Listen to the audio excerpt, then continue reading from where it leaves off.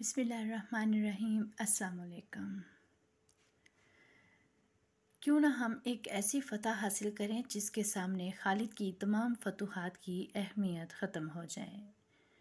اکرما نے اپنے ماتحت سالاروں سے کہا، مجھے اطلاع مل چکی ہے کہ شرجیل بن حسنہ ہماری مدد کو آ رہا ہے۔ معلوم نہیں وہ کب تک پہنچے۔ میں زیادہ انتظار نہیں کر سکتا۔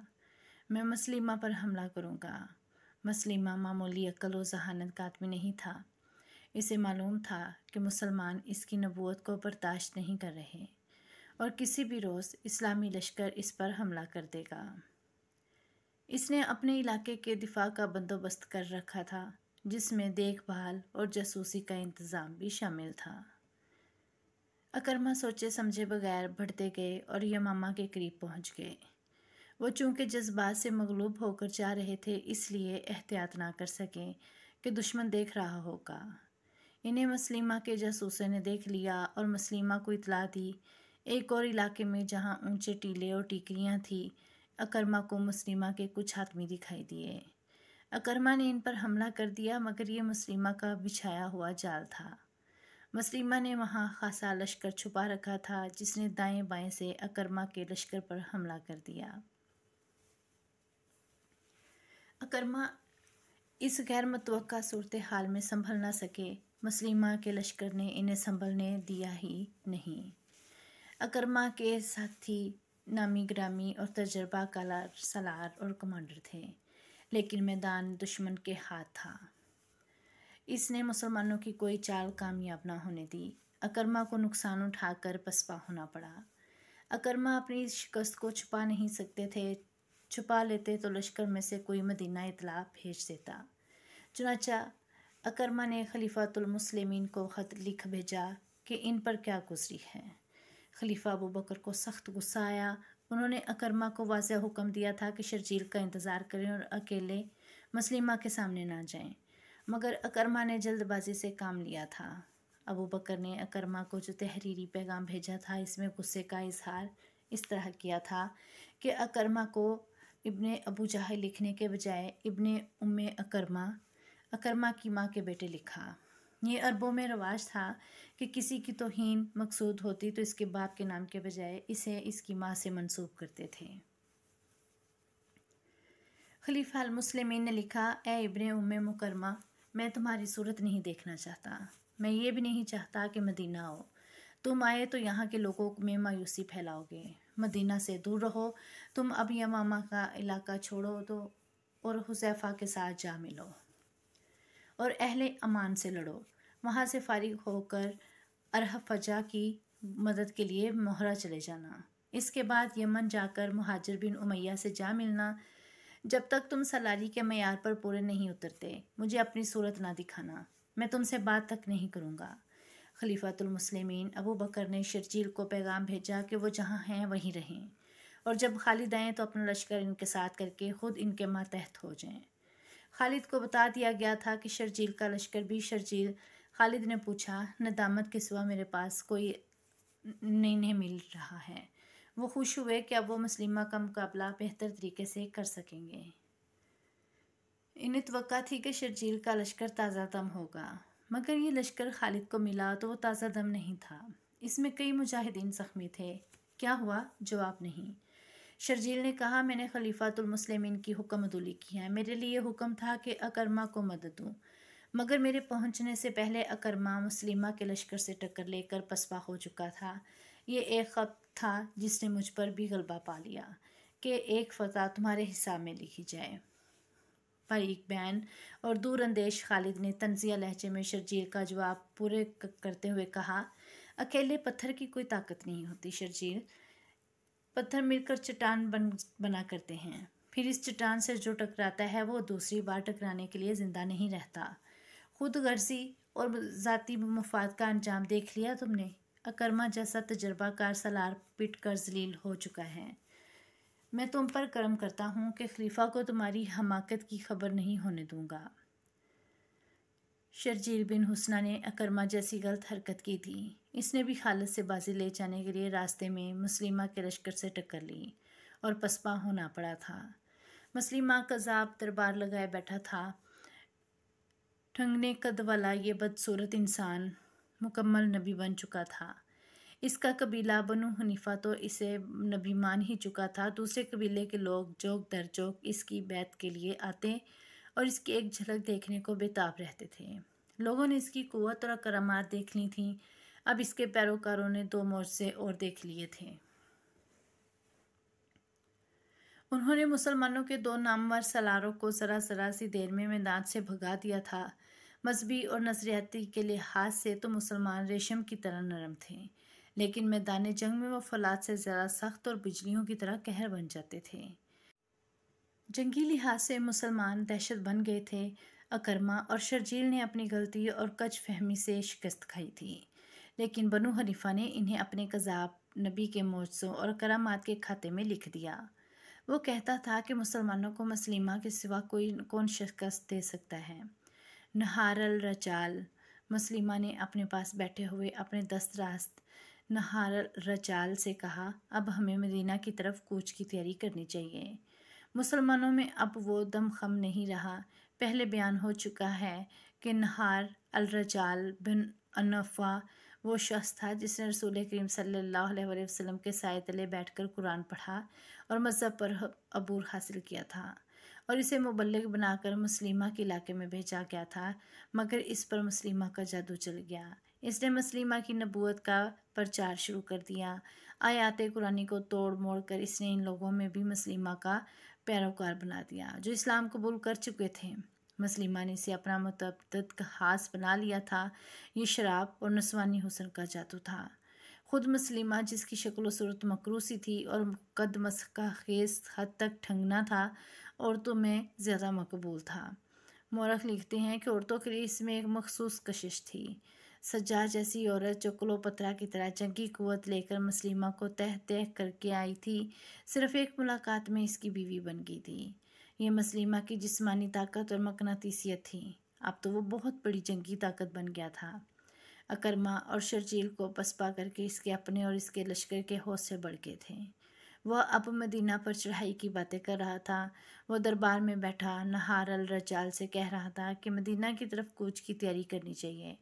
نہار الرجال کچھ کہنے بھی نہیں پایا تھا کہ مسلیمہ کو اطلاع دی گئی کہ ایک جاسوس آیا ہے۔ مسلیمہ نے اسے فوراً بلا لیا۔ مسلمانوں کا لشکر آ رہا ہے، جاسوس نے کہا۔ تعداد 10 اور 15,000 کے درمیان ہے۔ تم نے جب دیکھا یہ لشکر کہاں تھا؟ مسلیمہ نے پوچھا۔ وادی حنیفہ سے کچھ دور تھا، جاسوس نے کہا۔ اب اور آگے آ چکا ہوگا۔ ان بدبختوں کو موت وادی حنیفہ میں لے آئی ہے، مسلیمہ نے رونق سے کہا۔ انہیں معلوم نہیں کہ ان کا 10-15,000 کا لشکر میرے 40,000 شیروں کے ہاتھوں چیرا پھاڑا جائے گا۔ وہ اٹھ کھڑا ہوا، تمام درباری احترام کے لیے اٹھے۔ وہ نہار الرجال کو ساتھ لے کر دربار سے نکل گیا۔ اس نے اپنا گھوڑا تیار کرایا، نہار الرجال کو ساتھ لیا اور دونوں گھوڑے انہیں یمامہ سے دور لے گئے۔ وہ وادی حنیفہ کی طرف جا رہے تھے۔ اس وادی سے وہ زندہ نہیں نکل سکیں گے۔ راستے میں مسلیمہ نے نہار الرجال سے کہا، میرے اس بندے سے وہ واقف نہیں۔ نہار الرجال نے کہا لگایا اور کہا، آج محمد صلی اللہ علیہ وسلم کا اسلام وادی حنیفہ میں دفن ہو جائے گا۔ وہ آدھا راستہ طے کر چکے تھے کہ آگے سے ایک گھوڑ سوار گھوڑا سر پر دوڑاتا آ رہا تھا۔ سلیمہ کو دیکھ کر وہ رک گیا۔ یا نبی، گھوڑ سوار نے ہانپتی ہوئی آواز میں کہا۔ مجاہ بن مرارہ کو مسلمانوں نے قید کر لیا ہے۔ مجاہ کو؟ مسلیمہ نے حیرت سے کہا۔ مجاہ کو مسلمانوں نے؟ نہار الرجال نے ڈری ہوئی سی آواز میں کہا۔ مجاہ کی ٹکر کا ہمارے پاس اور کوئی سالار نہیں، مسلیمہ نے کہا۔ مجاہ کا قید ہو جانا ہمارے لیے اچھا شگون نہیں۔ مجاہ بن مرارہ مسلیمہ کا بڑا ہی قابل اور دلیر سالار تھا۔ وہ خالد سے ملتا جلتا تھا۔ مورخوں نے لکھا ہے کہ خالد کے مقابلے میں لڑنے اور جنگی چالیں چلنے کی اہلیت صرف مجاہ میں تھی۔ مجاہ مسلمانوں کے ہاتھوں اس طرح چڑھ گیا تھا کہ اس کے کسی قریبی رشتہ دار کو بنی عامر اور بنی تمیم کے کچھ لوگوں نے قتل کر دیا تھا۔ مجاہ نے مسلمانوں سے اجازت لی کہ وہ لشکر کے 40 سوار ساتھ لے جا کر اپنے رشتہ دار کے قتل کا انتقام لے لے۔ مسلیمہ اپنے اتنے قابل سالار کو مایوس نہیں کر سکتا تھا، اس نے اسے اجازت دے دی۔ مجاہ اپنے دشمن کی بستی میں گیا اور انتقام لے کر واپس آ رہا تھا۔ اسے معلوم نہیں تھا کہ جس علاقے کو وہ محفوظ سمجھتا تھا وہ اب محفوظ نہیں۔ اس نے اپنے سواروں کو ایک جگہ آرام کے لیے روک لیا۔ وہ سب اپنا فرض کامیابی سے پورا کر کے آئے تھے۔ گھوڑوں کی زینیں اتار کر وہ لیٹ گئے اور گہری نیند سو گئے۔ خالد کا لشکر اسی طرح آ رہا تھا۔ علی الصبح اس لشکر کا ہر اول دستہ وہاں پہنچا جہاں مجاہ اپنے 40 سواروں کے ساتھ گہری نیند سویا ہوا تھا۔ ان سب کو مجاہدین نے جگایا، ان سے ہتھیار اور گھوڑے لے لیے اور انہیں حراست میں لے کر پیچھے خالد کے پاس لے گئے۔ خالد کو معلوم نہیں تھا کہ مجاز مسلمہ کا بڑا قیمتی سالار ہے۔ خالد اسے بھی محض سوار یا سپاہی سمجھ رہے تھے۔ انہوں نے دراصل بڑا موٹا شکار پکڑا تھا۔ انہوں نے تو یہ تو بتا دیا کہ وہ مسلمہ کی فوج کے آدمی ہیں، لیکن مجاہ کا رتبہ ظاہر نہ ہونے دیا۔ کیا تم ہمارے مقابلے کے لیے آئے تھے؟ خالد نے ان سے پوچھا۔ نہیں، ایک نے جواب دیا، ہمیں تو معلوم ہی نہ تھا کہ مسلمانوں کا لشکر آ رہا ہے۔ ہم بنی عمر اور بنی تمیم سے اپنے ایک خون کا بدلہ لینے گئے تھے۔ میں نے مان لیا، خالد نے کہا۔ میں تمہاری جان بخشی کر سکتا ہوں۔ اب میرے اس سوال کا جواب دو کہ تم کسے اللہ کا سچا رسول مانتے ہو اور کس پر ایمان رکھتے ہو؟ بے شک مسلمہ اللہ کا سچا رسول ہے۔ ایک سوار نے جواب دیا، خدا کی قسم۔ خالد نے کہا، تم میری توہین کر دیتے تو میں تمہیں بخش دیتا۔ اپنے رسول صلی اللہ علیہ وسلم کی توہین کو میں کس طرح برداشت کر سکتا ہوں؟ تم اپنے رسول کو مانو، ہم اپنے نبی کو مانتے ہیں، مجاہ نے کہا۔ اصل بات بھی یہی ہے کہ مسلمہ رسالت میں محمد صلی اللہ علیہ وسلم کا برابر کا حصہ دار ہیں۔ ہم سب کا عقیدہ یہی ہے، سواروں نے کہا۔ ایک نبی تم میں سے ہے، ایک نبی ہم میں سے ہیں۔ خالد نے تلوار کھینچی اور ایک ہی وار سے ایک سوار کا سر اڑا دیا اور حکم دیا کہ سب کو قتل کر ڈالو۔ خالد کے آدمی آگے بڑھے اور مجاہ کو پکڑ کر اس کا سر کاٹنے کے لیے جھکا دیا۔ اسے قتل کرنے والے کی تلوار ہوا میں بلند ہوئی۔ ہاتھ روک لو! قیدی سواروں میں سے ایک، جس کا نام ساریہ بن عامر تھا، چلایا۔ اس آدمی کو زندہ رہنے دو، یہ تمہارے کام آ سکتا ہے۔ تب انکشاف ہوا کہ مجاہ بنو حنیفہ کے سرداروں میں سے ہے، لیکن یہ پھر بھی نہ بتایا گیا کہ یہ سالار بھی ہے۔ خالد دور اندیش تھے۔ کسی قبیلے کا سردار بڑا قیمتی یرغمال ہوتا ہے، اسے کسی نہ کسی موقع پر استعمال کیا جا سکتا ہے۔ خالد مجاہ کے پاؤں میں بیڑیاں ڈلوا کر اسے اپنے خیمے میں لے گیا اور اسے اپنی بیوی لیلا کے حوالے کر دیا۔ باقی سب کو قتل کرا دیا۔ مسلمہ کے لیے مجاہ کی گرفتاری کوئی معمولی نقصان نہیں تھا، لیکن وادی حنیفہ وہ پھندا تھا جو اس نقصان کو پورا کر سکتا تھا۔ اس کے علاوہ مسلمہ کے لشکر کی تعداد 40,000 تھی اور مسلمانوں کی تعداد 13,000 تھی۔